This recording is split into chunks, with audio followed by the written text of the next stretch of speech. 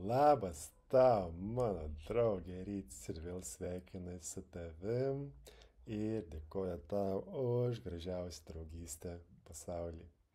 Tai šiandien yra nauja diena, kad ir klausai šio įrašo ryte ar vakare. Noriu priminti tau kelis dalykus. Žiūrėk, mano šešėlis kalba su tavim kartu, kai aš kalbu. Noriu priminti tau kelis dalykus ir galbūt tai padės tau juos prisiminti ir padaryti ir pasijusti dar geriau negu dabar jautiesi. Tai pirmas dalykas yra, ar atidavėjai šitą dieną į Dievo rankas, į visatos rankas, aukštesniai jėgai. Ar pasakei ryte, šiandien pabudus, aš nežinau, kokia turi būti šiandien diena, aš nežinau, ką aš turiu joje padaryti, aš nežinau, kas turi nutikti joje, bet aš noriu pasitikėti, aš noriu siekti aukščiausią valią ir aš noriu, kad nutiktų viskas, kas yra man geriausia ir tobula mano gyvenimui, mano kelioniai ir atiduodu šitą dieną į Dievo rankas. Čia būtų panašiai, kažkaip taip savo žodžiais. Jeigu ištari šitą dalyką ryte, jeigu pasakai tai, tavo smegenys pereina į kitą pusrutulį, galima sakyti, į trečią pusrutulį, dvasinį pusrutulį. Ir jos pradeda veikti kitaip dienos metu. Ir kai nutinka situacijos kažkokios, tu prisimeni vieną pusę, kad pala, aš atidaviau dieną ir dabar tai nutiko, vadinasi, tai pats geriausias dalykas, kas galėjo nutikti man. Ir vadinasi, tai nėra kažkokia klaida, ar aš kaltas dėl to, ar jeigu lėkštė sudužo, ar špyliai gėrimo ant stalo, ne, ar mašina neužsiveda. Aš atidaviau, vadinasi, toks yra vedimas mano ir tai vyksta ir aš nežinau kodėl, bet aš pasitikėsiu. Ir tada tai nukreipia tave visai į kitą vietą, visai kitą ramybę ir kokybę dienos metu ir gyvenimo, jeigu tu tai padarai. Jeigu nepadarai to, jauties, kad tu valdai, kad tu atsakingas už viską, kad tu kaltas ir tai yra daug sunkiau. Tai labai rekomenduoju, jeigu dar nedarai to arba pamiršai, pasakyti, kad atiduodi šitą dieną aukštesniai jėgai ir ta tiesiog klausai, stebi ir kai nutinka kažkas, ko neturėtų nutikti pagal tavo įsivaizdavimą, tu prisimeni, kad atidavei savo dieną ir sakai tobulą. Antras dalykas, ką noriu pasidalinti tau, tai ar šitoj dienoj tu darai tai, ką reikia, ką privalai, ar ką iš tikrųjų nori širdį daryti ir jauti gerumą, džiaugsmą daryti tai. Pavyzdžiui, jeigu turi skalbinius sutvarkyti, bet nenori ir jauti, kad kančia yra tai daryti ir sunku, bet žinai, kad reikia, nieks nepadarys už tave, leisk savo nedaryti to. Yra ego protas, kuris sako, jeigu nepadarysi, tau nutiks tas, nieks už tave nepadarys, tu turi eiti dabar ir padaryti. Galbūt tai kalba tavo mama tavo galvoje šitais žodžiais, ar dar kažkas, ar senelė, ar visuomenė. Žodžiu, tai nėra tavo vidinė tiesa. Tavo vidinė tiesa sako, žaisk, mėgaukis, būk, sek savo džiaugsmu, sek savo vidumi dabartyje ir jeigu tu nenori tvarkyti skalbinių, leisk savo jų netvarkyti dabar ir daryti vietoj to tai, ką jauti ir nori daryti. Gal tai yra paskaityti knygą, gal tai yra pasivaikščioti, gal tai yra nuvažiuoti kur nors. Daryk tai. Palauk, kol ateis vedimas sutvarkyti skalbinius. Visai ateis, galbūt po valandos, galbūt vakare.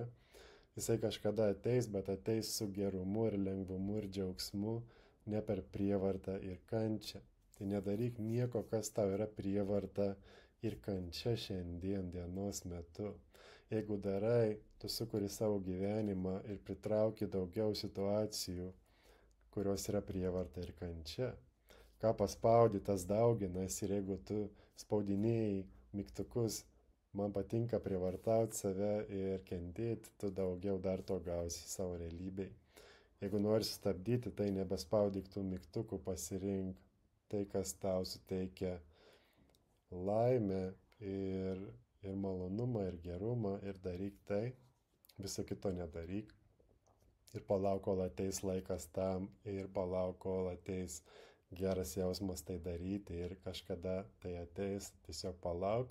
Ir kelyje jausk jausmus, kurie kyla, gali iškilti kaltė, gali iškilti sunkumas, gali iškilti baimė, gali iškilti savęs teisimas ar baimė, kad kiti tave teis. Stebėk tos jausmus, identifikuok juos savo kūne, užmerk akis, pabūk su jais, ateik į akademiją mūsų, mes to mokomės ten ir darom, ateik į sekmadienio sesiją mūsų, tai irgi darom ten. Ir ateik į šitas grupės, tai padės labai, bet jeigu ir neateisi, būk su tais jausmais ir neleisk jiems valdyti tavo gyvenimo, netikėk jais ir nugalėsi juos ir jie išeis. Tai jeigu ateina kaltė, kad neišskalbė rūbų, jauti kaltę, bet toliau neskalbė rūbų, būni su kalte, palauk, kol jinai praeis, kol transformuosis, bet neleidi savo eiti ir skalbti rūbų dėl to, kad tau iškilo jausmas kažkoks sunkus. Tai būtų užslopinimas jausmo ir pasidavimas.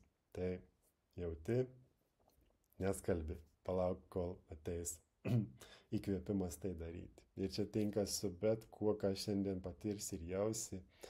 Nedaryk to, kas tau kančią suteikia ir skausmą ir prievartą. Nebedaryk to, tu daugiau negu tai, tu dieviška ir gyvenk tuo ir pamatysi, kad tau gyvenimas pasikeis, jeigu tu pats save tai pradėsi žiūrėti ir matyti, nebereikės kentėti tiek daug, mano draugė. Tai va, tai atiduodi savo dieną į Dievo rankas ir viskas, kas nutinka šiandien, tobula. Nedarai to, ką reikia ir privalai, seki tuo, kas traukia ir įkvepia tave daryti šią akimirką. Jeigu nežinai, ką daryti šią akimirką, jauti sunkumą, vadinasi, yra kažkokia emocija iškilusi ir vadinasi, yra geras laikas pažiūrėti į ją kūne, kur tavo kūne jinai yra. Ir kai jinai nurimsta, tu žinai ir jauti, ką daryti, nes girdi save daugiau. Tai jeigu protas triukšme ir kūnas triukšme, negali išgirsti savęs ir savo vedimo tiek daug, išjauti tą bangą, pabūni su tuo jausmu užmerkus akis, viskas nurimsta, tada girdi aiškiai save ir savo vedimą ir ką tu nori iš tikrųjų daryti širdyje. Tai va, 2 dalykai šitie, norėjau dar kažką pasakyti, bet pamiršau dabar. Tai norėjau tiesiog pasveikinti su tavim šį sekmadienį, dabar sekmadienis, kai šitas įrašas kuriamas, nežinau kada tu jį klausysi, tai šį sekmadienį. Ir šiandien yra nauja diena. Ir dar vieną dalyką pasakysiu. Viskas, ką jauti dabar, kad ir kaip, ypač tiems, kurie jautėsi nemaloniai, jeigu jauti dabar nemalonų jausmą kažkokį sunkų, žinau, kad jisai praeis. Jeigu jo nebuvo, jis dabar yra, žinau, kad jisai išeis, tai laikina. Ir kai jisai išeis, tu pamirši apie jį ir nebegalvosi apie jį. Tai kai vyksta tai, ko nenorim, atrodo, yra sunku, bet tai praeis kažkada greitų metu ir tai praeis dar greičiau, jeigu tu atiduosi tai į Dievo rankas. Taip kaip atiduoti dieną savo, taip gali atiduoti ir iškilusią situaciją, iškilusį jausmą. Kai aš atiduodu šitą savo ligą į Dievo rankas, aš atiduodu šitą savo finansinę situaciją į Dievo rankas, tu pasirūpink, aš noriu sekti, noriu išgirsti, ką daryti man, ko nedaryti man, atsiųsk aiškumo prašau ir viskas. Ir tada užmerk akis ir stebėk savo vidų ir lauk atsakymų ir lauk, kas tau ateis. Gali iš pradžių kilti jausmai sunkus, būni su jais, bet kai jie prasisklaido, tu jauti atsakymą, tai nebijok jausti savo jausmų. Jeigu nori įkvėpimo daugiau ir mūsų pagalbos, ateik pas mus į grupės, į akademiją ir sekmadienio grupę. Bet jausk, tai nebijok jausti. Mus nuo mažens užspaudė, užslopino, uždarė visuomenė, maistas sunkus, mokytojai mokyklose ir programos tėvų visos ir visa tai yra kelias, tai persiduoda iš kartos į kartą, niekas nėra kaltas dėl to, bet visa tai yra kelias ir tu turi išlaisvinti save iš vidaus. Ir taip kaip kiaušinis ir viščiukas išsirita iš vidaus į išorę ir atsiranda gyvybė, ane? Taip ir tu turi iš vidaus išsiristi į išorę, per savo kiaušinį pramušti lukštą ir tada tampi savimi, nebe robotu, nebe programų mašina, bet savimi ir esi savimi, kai esi sinchronė su aukščiausia valia, su visata, su Dievu, kai esi sinchronė, kai girdi aiškiai vedimą ir balsą šį, kai ego balsas nustumtas į šoną, nebeprogramuoja tavęs daugiau. Ir kai viskas, kas nutinka, yra tobula ir tu nesipriešini tam ir priimi tai kaip didžiausią gyvenimo dovaną ir viską, kas vyksta. Tai va, atiduodi savo dieną į Dievo rankas, seki gerumu ir lengvumu ir darai tai, ką jauti, o ne tai, ką reikia. Ir jeigu dar kas iškyla dienos metu, taip pat atiduodi tai aukštesnė jėgai, viską nusimeti kaip sekretoriai, popierius numeti, sakai, imk. Ir neneši to ant savo pečių ir nėra prasmės nešti to ant savo pečių. Viskas, kas sunku, gali atiduoti, žinok tai ir viskas yra apie tai šitam pasaulį. Nėra didelė magija, bet viskas yra apie tai, kad atkurtum savo ryšį su savimi, didžiuoju savimi, arba su Dievu, arba su dvasia savo, žodžiu, kad atkurtum savo ryšį su savim ir pajaustum vėl sinchroną su savim, kad tu esi kartu ir nebeatskiras nuo to. Ir tada viskas pradeda keistis ir susidėlioja į vietas. Ir kaip Jėzus sakė, pirmiausia siek dangaus karalystės savo viduje ir tada visi žemiški dalykai bus padaryti ir aprūpinti, tai siek dangaus karalystės ir ryšio su savim, savo viduje. Ir kai aš kalbu apie Dievą, aš nekalbu apie žmonių sukurtą Dievą, aš kalbu apie Dievą, kuris sukūrė žmonės.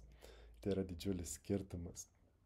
Aš nekalbu apie knygas ir visą tai, ką rašo žmonės apie Dievą, daug yra visko perrašyta, ten prikurta.